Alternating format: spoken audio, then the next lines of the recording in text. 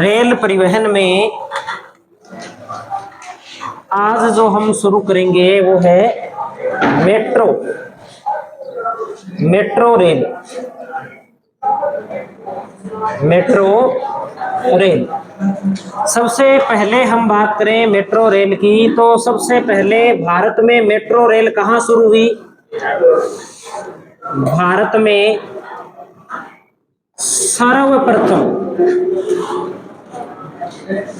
Metro rail की शुरुआत होती है वो कोलकाता या कोलकाता मेट्रो बोलते हैं जिसे।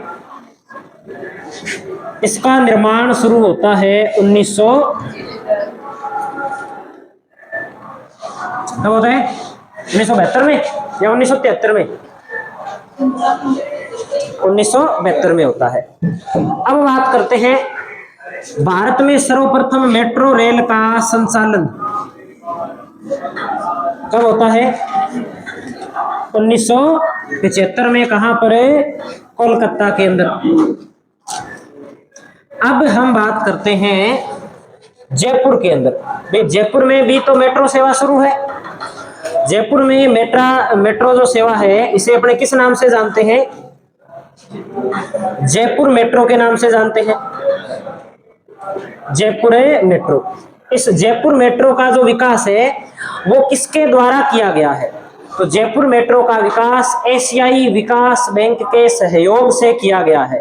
राजस्थान सरकार ने कहा था कि अपने जयपुर शहर में भी क्या होनी चाहिए? मेट्रो सेवाएं होनी चाहिए। तो हम लिखेंगे एशियाई विकास बैंक के, एशियाई विकास बैंक के सहयोग से विकसित, एशियाई विकास बैंक के सहयोग से विकसित की गई है जयपुर मेट्रो को। इसका थोड़ा सा हमें इतिहास पता होना चाहिए। इतिहास क्या है जयपुर मेट्रो का? तो सबसे पहले हमें एक तो ये बात ध्यान रखनी चाहिए कि भारत का जयपुर छठा शहर है जहां पर मेट्रो की शुरुआत हुई है। दूसरी बात हमें जो ध्यान में रखनी है वो ये ध्यान में रखनी है कि यहाँ पर जयपुर मेट्रो का जो निर्माण हुआ है उसके निर्माण से पहले यहाँ पर 2010 के अंदर जयपुर मेट्रो रेल कॉरपोरेशन की स्थापना की जाती है। अब जयपुर मेट्रो रेल जो कॉरपोरेशन है वो ही यहाँ पर मेट्रो रेल के विकास से संबंधित सारे कार्य देखता है। उसकी स्थापना के बाद में क्या होता है? 11 फरवरी 2011 को जयपुर मेट्रो का शिलान्यास किया जाता है। तो हम 3 महत्वपूर्ण तथ्य लिखते हैं। जयपुर भारत का छठा शहर है जहां मेट्रो रेल की शुरुआत की गई।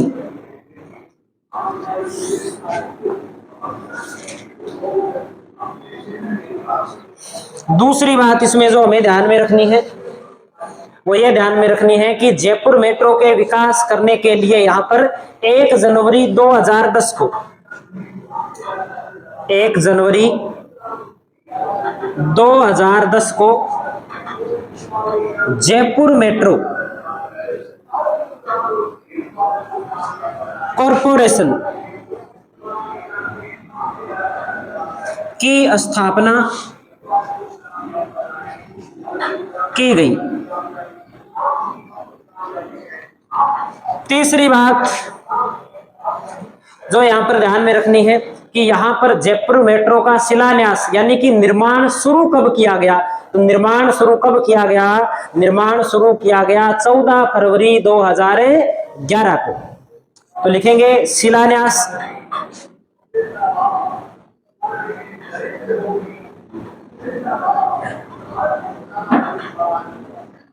14 फरवरी 2011 को।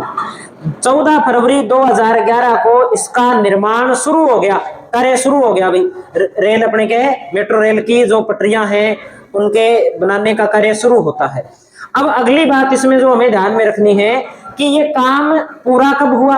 पूरा तो वैसे तो ये अभी तक भी नहीं हुआ, क्योंकि आगे से आगे काम चल रहा है, कभी कहीं पटरी बना रहे हैं, कभी कहीं पटरी बना रहे हैं। लेकिन यहां पर पहली मेट्रो का संचालन कब किया गया, तो हम लिखते हैं 3 जून 2015 को।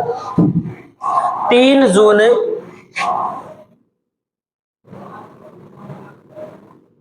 2015 को जयपुर मेट्रो का संचालन किया गया, या पहली बार जयपुर मेट्रो को संचालित किया गया। यह बात हमें ध्यान में रखनी है। पूछा यह भी जा सकता है कि पहली जो जयपुर मेट्रो है ये सर्वप्रथम कहां से कहां तक चली थी। जैसे रेल का पूछ लेते हैं तो हम लिखेंगे मानसरोवर से चांदपोल तक चली थी। कितने किलोमीटर है, तो 9.63 किलोमीटर।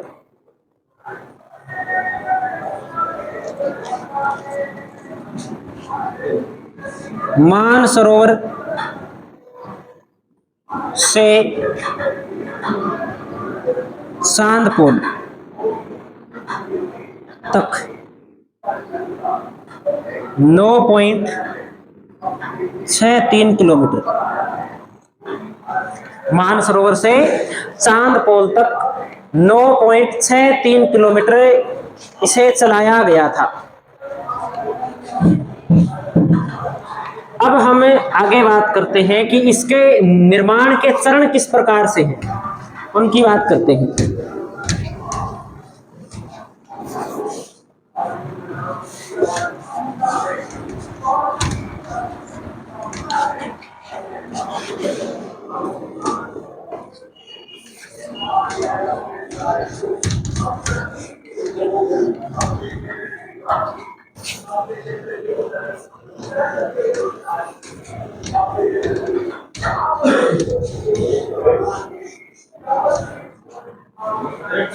हाँ 9.63, 963 नहीं लिखना, 9.63।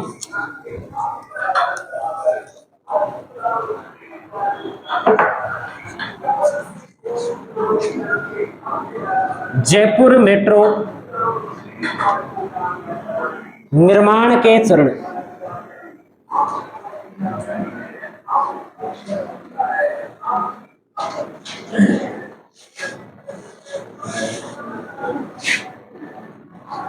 निर्माण के चरण कितने हैं, 2 चरण हैं। दूसरी बात, इसकी कुल लंबाई कितनी है, तो 35.166 किलोमीटर।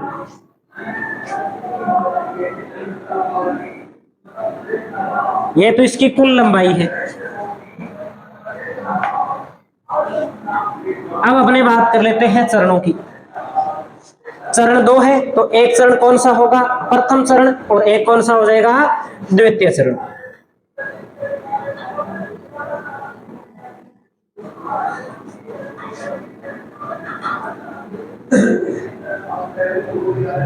प्रथम चरण व द्वितीय चरण। पहले बात करते हैं हम प्रथम चरण की। प्रथम चरण हमें ध्यान में रखना है कि प्रथम चरण के अंदर जो टारगेट रखा गया कि कहां से कहां तक मेट्रो चलाई जाएगी, तो बड़ी चौपड़ अपनी, ये पहला जो चरण है ये शुरू होता है मानसरोवर से बड़ी चौपड़ तक। हाँ, मानसरोवर से बड़ी चौपड़ तक।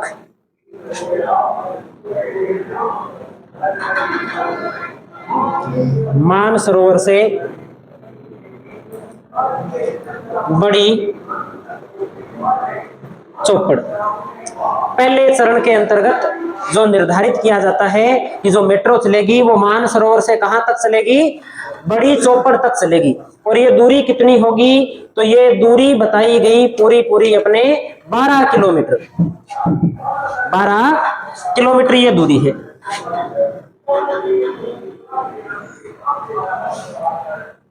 ये जयपुर को इस प्रकार से पश्चिम से पूर्व की ओर क्या है, जोड़ने का काम करेगी। जो प्रथम चरण के अंदर है वो पश्चिम से पूर्व की ओर जोड़ने का काम करेगी, मानसरोवर से बड़ी चौपड़ की ओर जोड़ने का काम करेगी। दूसरी अपने बात करें कि ये जो प्रथम चरण था, इस प्रथम चरण के अंदर, इस प्रथम चरण में 2 फेज के तहत 2 भागों के अंदर पटरियों का क्या किया जाता है, निर्माण किया जाता है। कौन कौन से हैं वो, तो लिखेंगे फेज फर्स्ट ए व फेज फर्स्ट बी।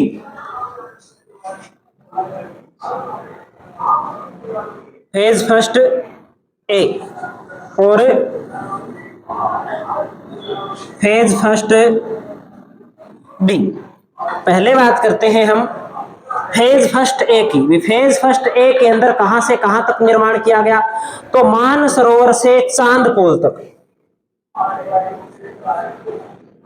मानसरोवर से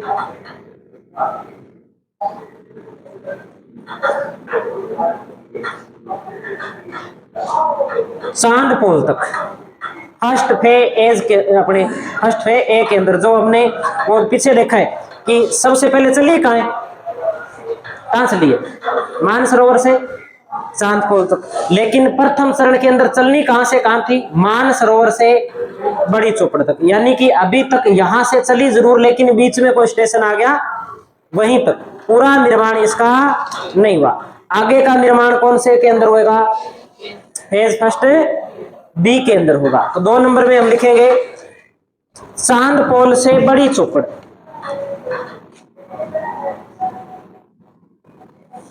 चांदपोल से बड़ी चौपड़। इसकी कुल लंबाई कितनी है, ये देखो कितनी लंबाई है, 12 किलोमीटर।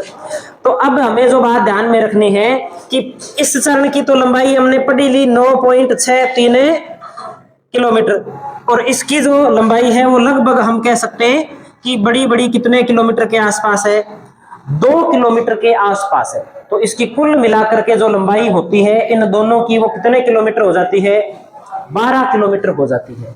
यहां तक बात समझ में आई होगी।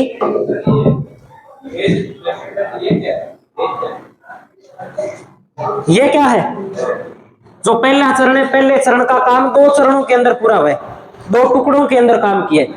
जो पहला टुकड़ा है जिसे फेज फर्स्ट ए के नाम से जानते हैं, कैसे, हाँ इकाई होगी ना। जैसे मान लो अपने प्रोजेक्ट चला था इंदिरा गांधी नहर का पुनः निर्माण का, तो उसके अलग अलग चरण बांट दिए कि पहले चरण में इतना काम करेंगे। अब पहला चरण है, पहले चरण के अंदर ही मान लो 2 ठेकेदार है। पहला ठेकेदार कहता है कि मैं हरिके बैराज से लेकर 50 किलोमीटर तक नहर बनाऊंगा, और दूसरा कहता है कि मैं 50 किलोमीटर से लेकर मसीता वाली हेड तक नहर बनाऊंगा। तो चरण तो हरिके बैराज से लेकर मसीता वाली हेड तक पहला ही हो गया, लेकिन काम कितने आगे, कितने भागों में हुआ, 2 भागों में हुआ। वैसे ये बात है, पहले चरण का काम कितने टुकड़ों में पूरा हुआ, 2 टुकड़ों में पूरा हुआ। बात समझ में आई होगी या नहीं आई? नहीं आई तो समझ लेना इसे, क्योंकि आरएस में आ चुका है यहां से प्रश्न। पीछे वाला पेपर उठा के देख लेना, ठीक है। और आपके तो लगभग उसी में से पुराने आए हुए रिपीट कर देता है कई बार। अपने द्वितीय चरण की बात करते हैं। अंबावाड़ी से सीतापुरा तक है ये चरण। अंबावाड़ी से सीतापुरा। द्वितीय चरण की अगर हम बात करें लंबाई की, तो दूसरे चरण की जो लंबाई है वो लंबाई है 23.5 किलोमीटर। 23.5 किलोमीटर के आसपास लंबाई है।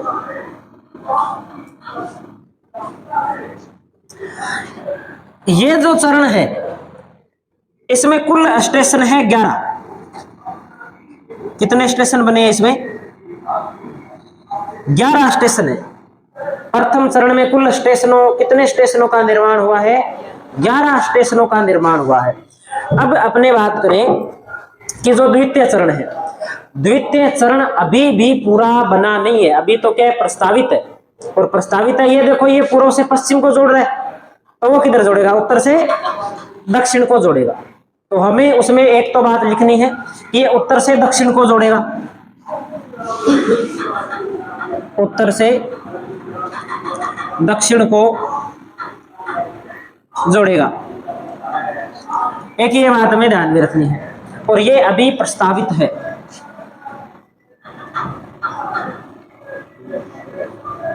अभी क्या है? प्रस्तावित है। एक तो वो बात ध्यान में रखनी है। अब आगे हमें और क्या बात ध्यान में रखनी है? आगे हमें एक बात और ये ध्यान में रखनी है कि उसमें स्टेशन है 20, इसमें स्टेशन कितने हैं? 11। उसमें कितने स्टेशन बनेंगे? तो इसमें 20 स्टेशन बनेंगे, 20 स्टेशन। लेकिन अब क्या किया कि ये जब इतना काम पूरा हो गया, तब इस प्रथम चरण का काम और आगे बढ़ा दिया गया, क्योंकि जयपुर है, जयपुर की जनसंख्या बहुत तेज गति से बढ़ रही है। मान लो कि ये ऐसे जोड़ रहे हैं, पहले ये यहां से यहां तक जोड़ता था, अब आबादी बढ़ गई, तो अब इसे और आगे बढ़ाने की क्या है? प्लानिंग चल रही है। तो प्रथम चरण के अंदर आगे और फेज बनाए गए हैं। एक है फेज फर्स्ट सी और एक है फेज फर्स्ट डी, जो इनके निर्माण पूरे होने के आगे की बात है। इसी को आगे बढ़ाने का क्या किया जाएगा? काम किया जाएगा उसमें। तो ये इतना इधर वाला नोट कर लिया होगा आपने, तो नोट लगा के आप लिखिए एक बात।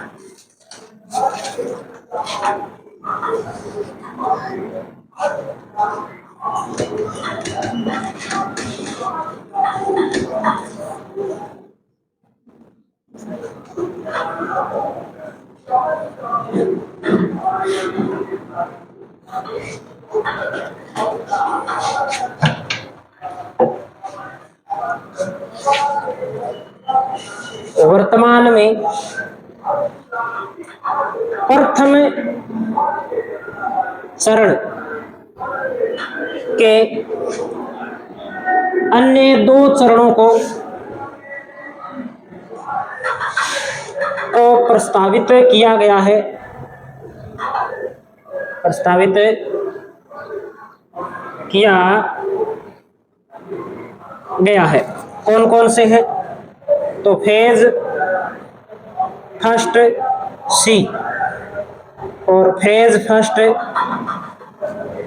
डी। फेज फर्स्ट सी और फेज फर्स्ट डी। पहले फेज फर्स्ट सी की बात करते हैं। तो फेज फर्स्ट सी है बड़ी चौपड़ से दिल्ली आगरा हाईवे तक, बड़ी चौपड़ से दिल्ली आगरा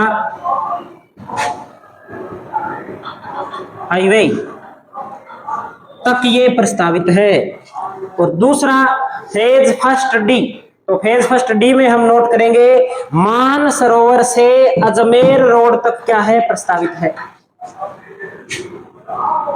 मानसरोवर से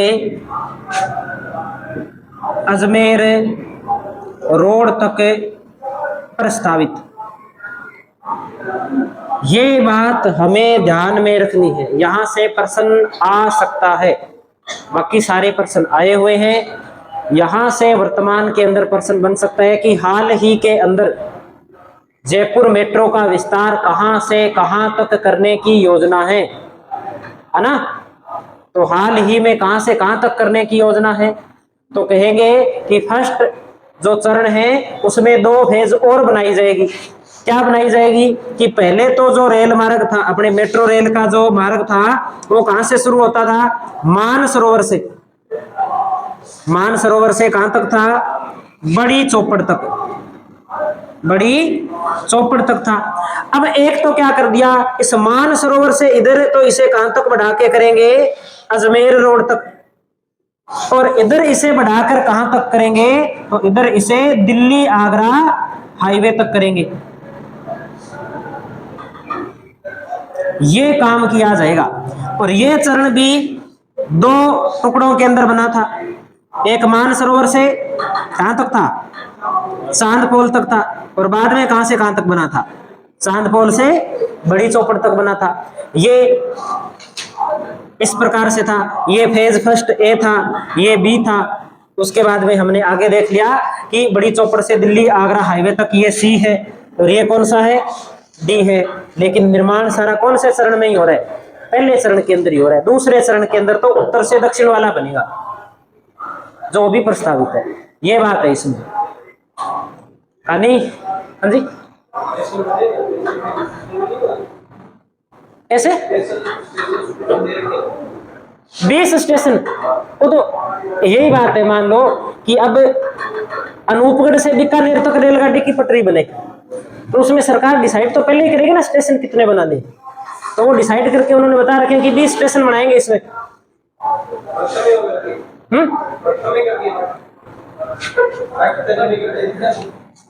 ये वाला क्या, ये फर्स्ट चरण कहाँ है, ये दूसरा चरण। ये लिखा तो पड़ा है अंबावाड़ी से सीतापुरा तक 23.5 किलोमीटर बनेगा, ये लिखा हुआ है प्रस्तावित। देखा है प्रस्तावित, बनेगा, हुआ नहीं है। ये यहां तक का जो काम था ना चरण 1 के अंदर, फेज फर्स्ट ए और बी, ये काम पूरा हो गया। ये पूरा हो गया, तब इसमें आगे और क्या प्रस्तावित कर दिया, ये और प्रस्तावित कर दिया कि इसको थोड़ा सा और बड़ा कर दो, थोड़ा सा इधर बढ़ा दो, थोड़ा सा उधर बढ़ा दो। ये काम करना। जब जयपुर जाओ तो आप इसमें एक बार घूम लेना, है ना। घूम लोगे तो फिर वो आसानी से समझ में आ जाएगा कि मैंने बताया ना वो कैसे कैसे होता है। अच्छा, ये यहाँ से यहाँ तक जा रही है, अच्छा अब ये इतनी आगे और बनेगी, इधर इतनी आगे और बनेगी, इतना सा काम है।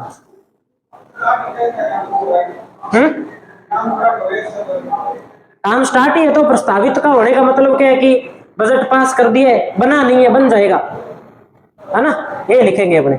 तो ये बात होगी। और इसमें हमें क्या ध्यान में रखना है, 2 बातें और नोट करते हैं हम इसमें। एक तो लिखिए, देश का एकमात्र महिला शक्ति मेट्रो रेल स्टेशन,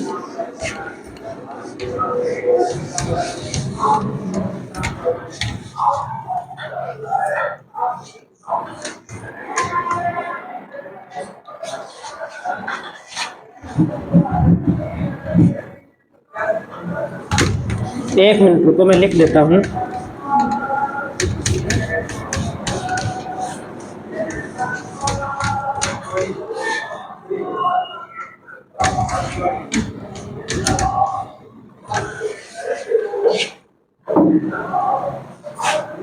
देश का एकमात्र महिला शक्ति मेट्रो स्टेशन, देश का एकमात्र महिला शक्ति मेट्रो स्टेशन। तो लिख दीजिए आप इसमें, आप श्यामनगर जयपुर। श्यामनगर कहाँ है, जयपुर में एक रेलवे स्टेशन का नाम है।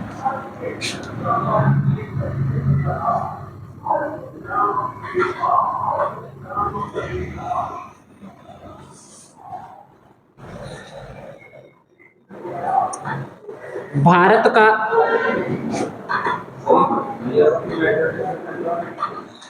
महिला शक्ति रेलवे स्टेशन का मतलब ये कि मेरे हिसाब से कार्य करने वाले हैं वो लगभग जो महिला है, क्योंकि और तो इसके अलावा कोई किताब में कुछ लिखा हुआ है नहीं। महिला शक्ति का तो फिर मतलब ये निकलेगा, और तो क्या मतलब निकलेगा यहाँ पर।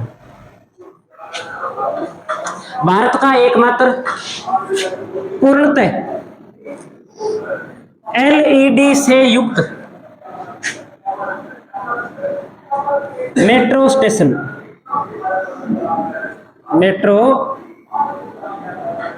स्टेशन, भारत का एकमात्र पूर्णतः LED से युक्त मेट्रो स्टेशन विवेक विहार, यह भी जयपुर के अंदर है।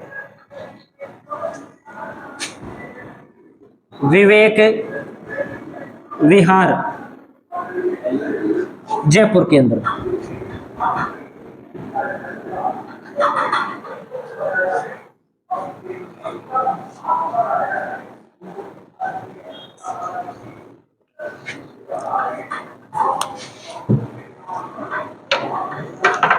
कुछ लोग होते हैं वो जीवन में घूमते हैं, खूब घूमते हैं, हर साल घूमते हैं, हर छठे महीने घूमने जाते हैं। लेकिन कुछ ऐसे भी होते हैं वो घर से बाहर ही नहीं निकलते, वो घर पे रहते हैं, उनसे काम मान लो या काम से फुर्सत ही नहीं मिलती। लेकिन जिसको घूमना होता है उसके लिए पैसे मायने नहीं रखते। पैसे भले नए हो उसके पास, थोड़े हो, थोड़े से घूम के आ जाएगा, लेकिन घूम के आएगा, है ना। कोई जरूरी थोड़ी है कि अपने को स्लीपर में लेट के एसी वाले में जाने। 15 रुपए वाली टिकट लेके भी तो जा सकते। मुंबई का किराया हो सकता है 2000 रुपए भी हो, एसी का हो सकता है आप 300 रुपए में भी मुंबई पहुंच जाओ, नॉर्मल ट्रेन के अंदर, नॉर्मल डिब्बे के अंदर बैठ के। जाना तो मुंबई है, घूम लेगा वहां पे जाके, उस डिब्बे में जाके घूमेगा तो ठीक है, थोड़ा आराम से चला जाएगा। उसमें जाएगा थोड़ी धक्का मुक्की वाली बात होगी, और तो क्या, दुनियादारी देखनी चाहिए। कुछ लोग हैं वो घूमते, कौन कौन घूमे आप में से, तो इधर उधर घूमते रहते हैं। 1 2 3 कहाँ जाके थे? हाँ, जयपुर, जोधपुर, और ठीक है, राजस्थान से बाहर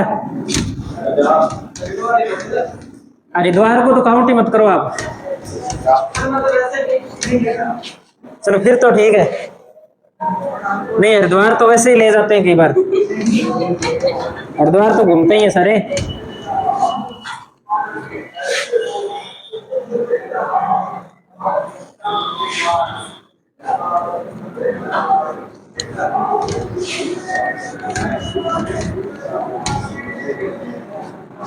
घूमने से बहुत कुछ पता चलता है, ऐसे क्या पता चलता है, कुछ पता नहीं चलता अपने को, एक ही जगह रहते। चलो आगे अपने नोट करते हैं। इसके बाद वायु परिवहन, वायु परिवहन,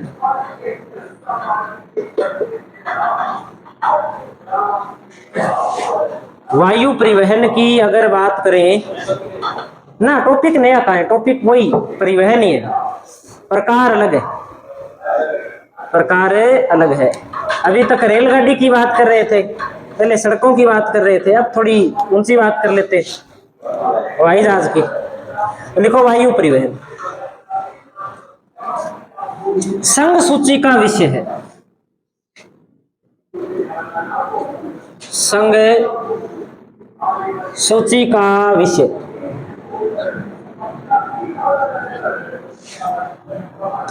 भारत में पहली वायु सेवा प्रारंभ कब हुई थी?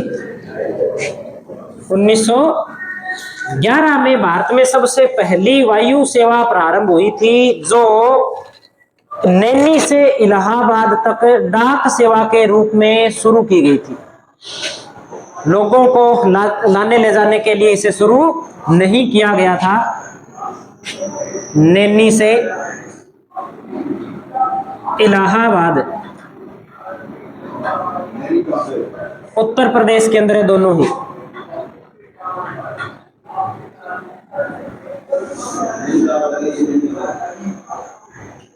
हाँ जी,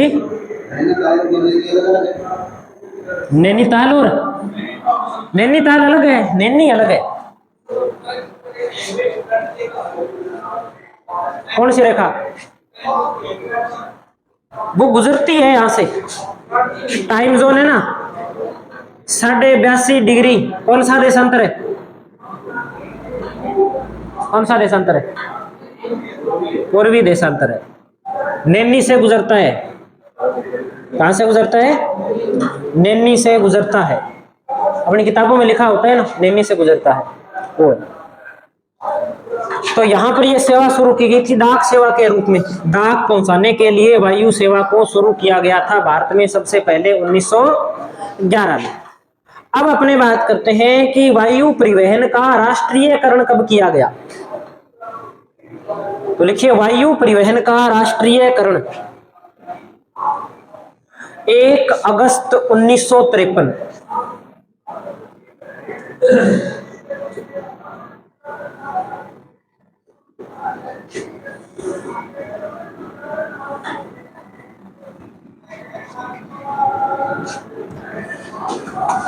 एक अगस्त 1953 को शुरू किया गया। राष्ट्रीयकरण से मतलब क्या है? कि राष्ट्र स्तर की सेवा घोषित कर दी गई।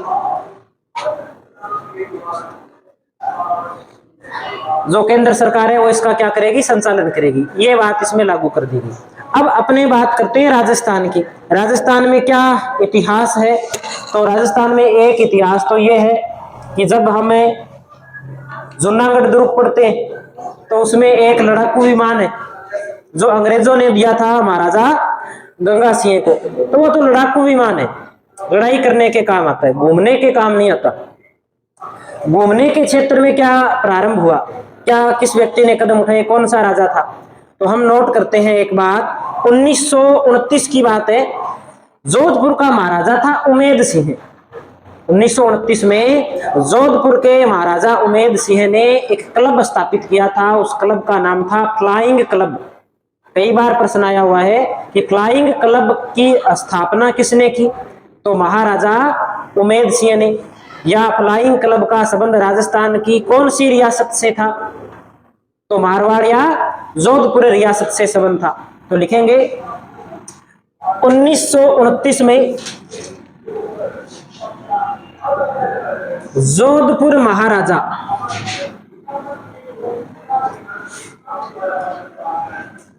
उमेद सिंह ने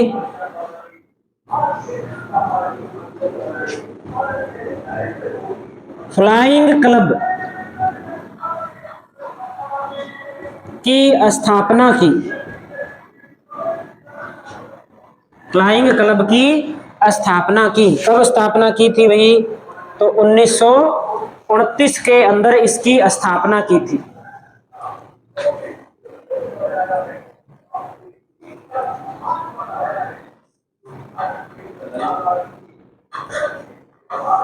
टाइम क्या हुआ अभी,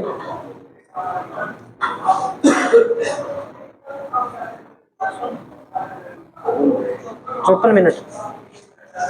आगे करते हैं अपने बात। अगली बात लिखिए, राजस्थान में नागर विमानन निगम, राजस्थान में नागर विमानन निगम की स्थापना। नागर विमानन निगम क्या है, यानी कि वह स्थान नगर के अंदर जहां विमान के उतरने के लिए स्थान का चयन किया जाता है, एयरपोर्ट कहां बनाना है, क्या इसमें सुधार करना है, उससे संबंधित जो काम है उसकी बात अपने करें। तो राज्य सरकार के द्वारा 20 दिसंबर 2006 को इसकी स्थापना की जाती है। 20 दिसंबर 2006 को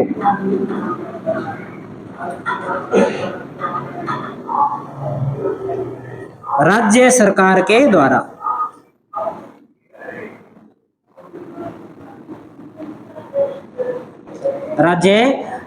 के द्वारा इसकी स्थापना की जाती है। एक ये बात हम इसमें ध्यान में रखेंगे। अगली बात करें इसके बाद, तो जब भारत आजाद हुआ था, आजाद होने के बाद में भारत में 2 प्रकार की वायु सेवाएं थी। तो हम लिखेंगे आजादी के समय वायु सेवाएं, आजादी के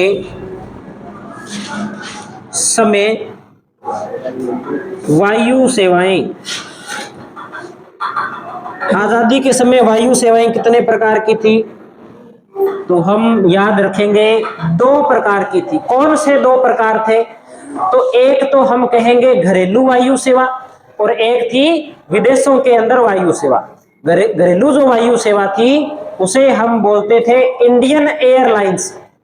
इस नाम से जानते थे, इंडियन एयरलाइंस।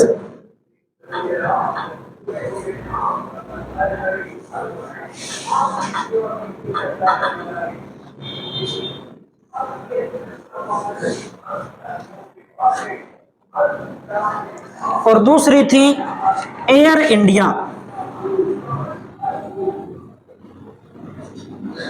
एयर इंडिया विदेशों के अंदर जो सेवाएं उपलब्ध कराती थी।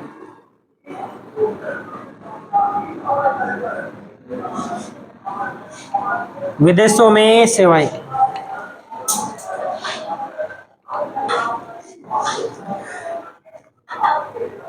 उपलब्ध करवाती थी। दो भागों के अंदर बांटा गया था। अगर मान लो कि जयपुर से दिल्ली, दिल्ली से मुंबई घूमना है तो इंडियन एयरलाइंस के विमान चलते थे। अगर भारत से न्यूयॉर्क जाना है, लंदन जाना है, टोक्यो जाना है, तब कौन से विमान थे? एयर इंडिया के विमान थे। इस प्रकार से सिस्टम चलता था। भारत में जो शुरुआत के अंदर विमान बनाने का जो काम था, प्रमुख रूप से जो कंपनी थी वो थी टाटा कंपनी। टाटा कंपनी के द्वारा सेवाएं प्रारंभ की गई थी आजादी से पहले। लेकिन जब राष्ट्रीयकरण किया गया तब टाटा कंपनी से ये जो टाटा एयरवेज का सिस्टम था वो भारत सरकार ने अपने अधीन कर लिया। तो अब सारा काम सरकारी हो गया। अब ये सरकारी चलता रहा, लेकिन धीरे धीरे क्या है, सही मैनेजमेंट नहीं होने के कारण भारत सरकार को घाटा लगने लग गया। भी अगर मैनेजमेंट सही नहीं होगा तो घाटा लगना नॉर्मल सी बात है, घाटा लगेगा। रोडवेज भी घाटे में चल रही है, रेलगाड़ी घाटे में चल रही है, सारा काम घाटे में चल रहा है। क्यों चल रहा है? क्योंकि सार्वजनिक काम है, कोई सही ढंग से संभालता ही नहीं है। ऐसा इसके साथ में हो गया। अब घाटा लग गया, तब क्या किया कि 2007 के अंदर इन दोनों संस्थाओं को मिलाकर के एक ही संस्था बना दी कि अब बार बार अलग अलग संभालना नहीं पड़े, एक ही जगह से दोनों को क्या किया जा सके, नियंत्रित किया जा सके। फिर भी घाटे से नहीं उभरे तो बाद में जाकर के क्या करना पड़ा, बाद में इन्हें वापिस है वो टाटा कंपनी को देना पड़ा सिस्टम अंत में जाके। तो कई बार अपने से पूछा जाता है कि इन एयर इंडिया और इंडियन एयरलाइंस को मिलाकर के कौन सी कंपनी का गठन किया गया, कब गठन किया गया, उसकी हम बात करते हैं आगे। तो अब आप लिखिए, एक नोट लगा के लिख दीजिए आप,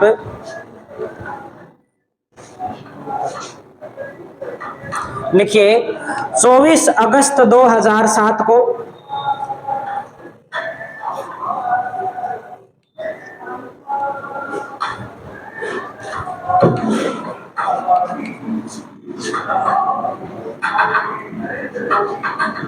अगस्त 2007 को उपरोक्त दोनों कंपनियों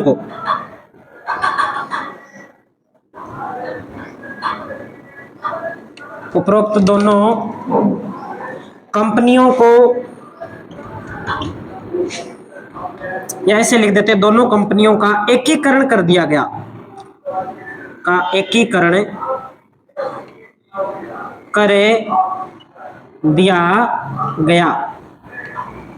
ठीक है। अगली लाइन में हम नोट कर देते हैं,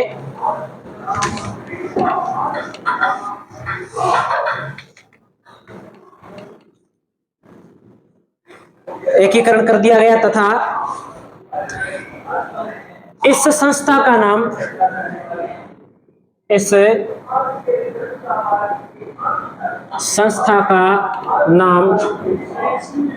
हाँ इसी के अंदर आगे लिखना है, इस संस्था का नाम नेशनल एविएशन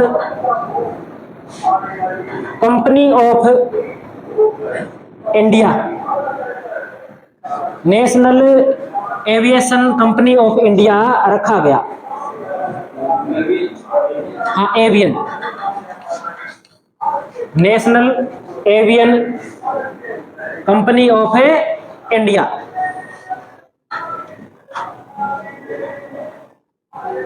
और इसका जो ब्रांड नेम रखा गया वो ब्रांड नेम रखा गया air India. Brand name air India. और मुख्यालय इसका कहाँ है? तो इसका मुख्यालय है नई दिल्ली। और इसका एक निगमित मुख्यालय है, ये निगमित मुख्यालय है इसका मुंबई के अंदर।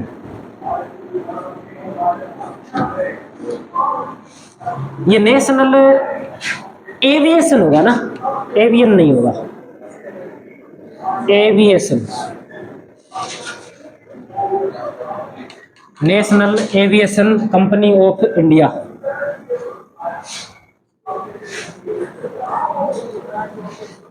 निगमित मुख्यालय कहाँ है? मुंबई के अंदर। ये इसलिए बनाया गया है क्योंकि जो ज्यादातर व्यापार होता है वो मुंबई से होता है, और मुंबई से व्यापार होने के कारण व्यापारी सबसे ज्यादा कहाँ आते हैं? मुंबई आते हैं। मुंबई आते हैं तो वहां पर यातायात का जो भार रहता है वो ज्यादा रहता है, इसलिए वहां पर एक अन्य मुख्यालय, जिसे अपने बोल सकते हैं निगमित मुख्यालय, का गठन किया गया है।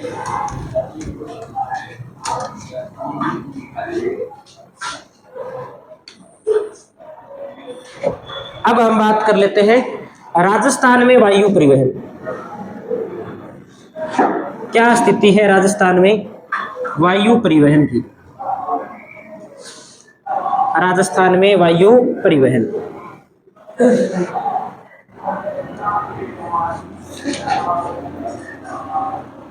राजस्थान में वायु परिवहन को 3 भागों में बांटा गया है। कौन कौन से हैं 3 भाग? तो एक तो है नागरिक हवाई अड्डे, नागरिक हवाई अड्डे, एक है सैन्य हवाई अड्डे, और एक है हवाई पट्टियां। हवाई पट्टियां, ये 3 प्रकार की राजस्थान के अंदर वायु परिवहन सेवा है। अब बात हम कर लेते हैं कि नागरिक हवाई अड्डों का संचालन कौन करता है? तो भारतीय विमानन प्राधिकरण करता है।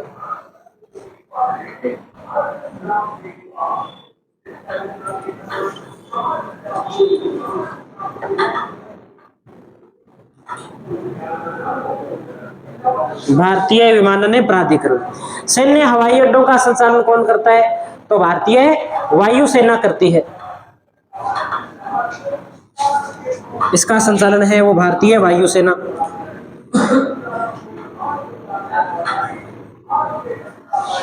और जो हवाई पट्टियां हैं इनका संचालन 2 प्रकार से, कुछ तो है निजी क्षेत्र की और कुछ है राज्य सरकार के अधीन। जो राज्य सरकार के अधीन है उनका संचालन राज्य सरकार करती है, और जो निजी क्षेत्र के अधीन है उनका संचालन जो कंपनियां जिनके अधीन है वो इनका क्या करती है? संचालन करती है।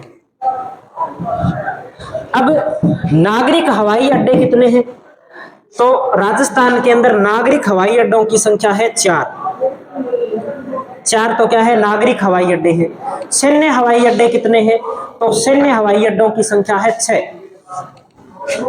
सैन्य हवाई अड्डों की संख्या कितनी है? 6। बात आती है इसको आगे लिखिए। इसके बाद हवाई पट्टियां, हवाई पट्टियों की संख्या है 22। हवाई पट्टियां कितनी है? 22 है। ये 22 है। तो इनमें से 4 तो है निजी क्षेत्र के अंदर, और बाकी कौन से क्षेत्र में है? 18 राज्य सरकार के अधीन। अब हम एक बात सिर्फ और नोट कर लेते हैं कि निजी क्षेत्र के अधीन 4 हवाई पट्टियां कौन कौन सी है।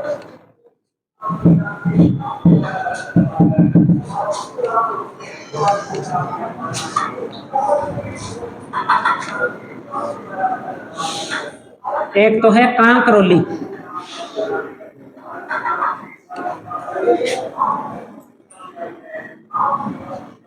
कांकरोली हवाई पट्टी। कांकरोली कहां पड़ता है? तो कांकरोली राजसमंद में पड़ता है, और ये हवाई पट्टी है जेके ग्रुप के अधीन। जेके सीमेंट आती है ना, उसका बड़ा ग्रुप है, उसके अधीन है, तो लिखेंगे जेके ग्रुप के अधीन।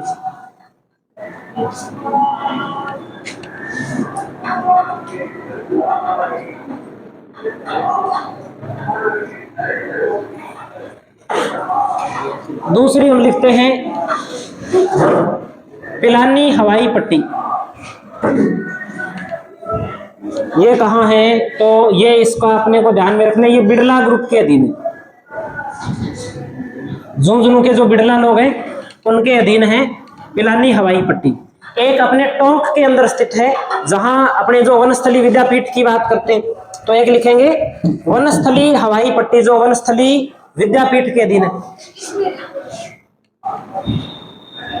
इसमें लिख लो। वनस्थली हवाई पट्टी वनस्थली विद्यापीठ के अधीन है। कौन सा?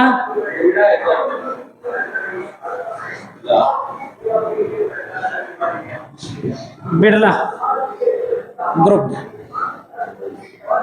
और एक हवाई पट्टी हमें और ध्यान में रखनी है 4 नंबर पे। अंतिम जो निजी क्षेत्र की हवाई पट्टी है 12 के अंदर है, जो अडानी ग्रुप के अधीन।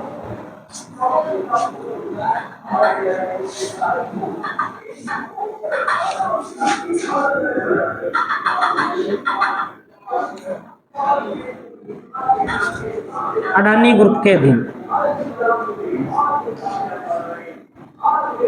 बस इतना अपने को आज नोट करना। अब कोई बात जो नहीं आई समझ में?